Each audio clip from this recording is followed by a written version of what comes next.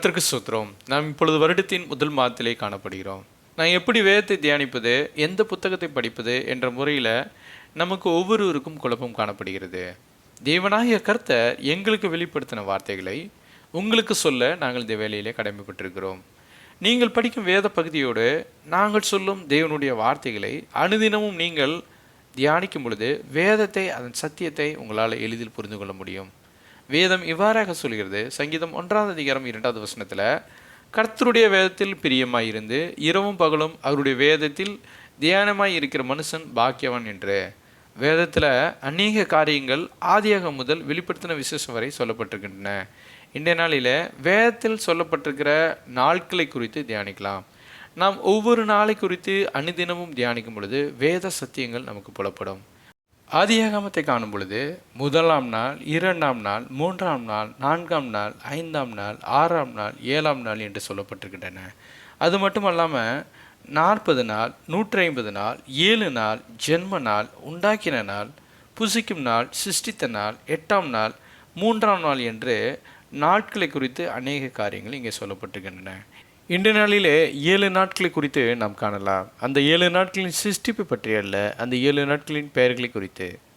வேதாகமத்தில் சொல்லப்பட்ட முதல் 7 நாட்களை யூதர்கள் எவ்வாறாக அழைக்கின்றனர் என்று காண்கையில் ரீசோன், ஜெனி, லிசி, ரெவி, ஹமிசி, ஜிசி, சப்பாத் என்று அழைக்கின்றனர். இதனுடைய அர்த்தம் என்ன என்று காண்கையில் 1ஆம் நாள், 2ஆம் நாள், 3ஆம் நாள், 4ஆம் நாள், 5ஆம் நாள், 6ஆம் நாள், ஓய்வு நாள் என்று அர்த்தம் கொள்ளக்கூடியதாக காணப்படுகிறது.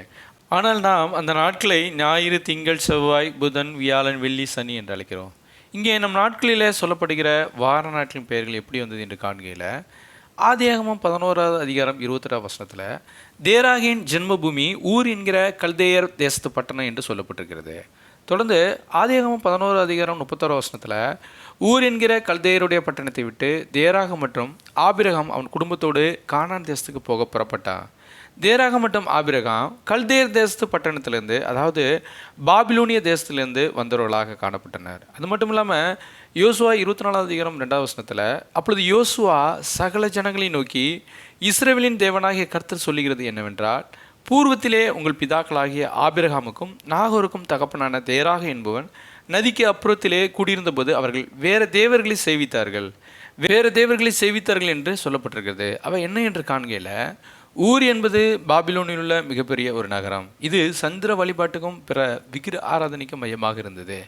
எந்த தெய்வங்கள் என்று காண்கையில் வானியலில் உள்ள கிரகங்களை தெய்வமாக அவர்கள் வழிபட்டார்கள்.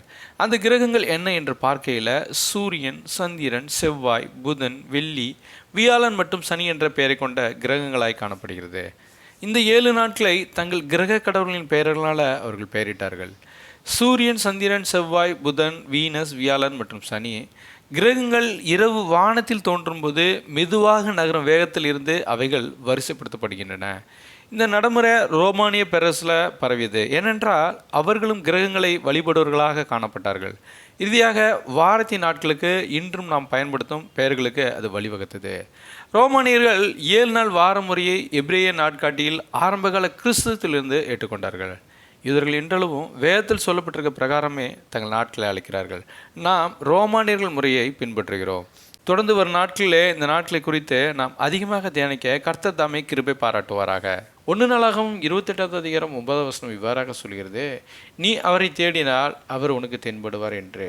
நாம் அவரை தேடும் பொழுது தேவனாகிய கர்த்தர் நம்மிடத்தில் தம்முடைய வார்த்தைகளின் மூலமாக பேசுவார். உங்கள் நண்பர்களுக்கும் எங்களுடைய தேவனுடைய வார்த்தை என்ற சேனலை அறிமுகப்படுத்துங்க. அப்படி அறிமுகப்படுத்தும் பொழுது தேவனுடைய வார்த்தை அவர்களையும் கிட்டி சேரும் என்பதில் எந்த ஒரு மையமும் கிடையாது. கர்த்தருடைய நாமம் இன்றும் என்றும் சதா காலங்களிலும் உயர்த்தப்படுவதாக. ஆமீன்.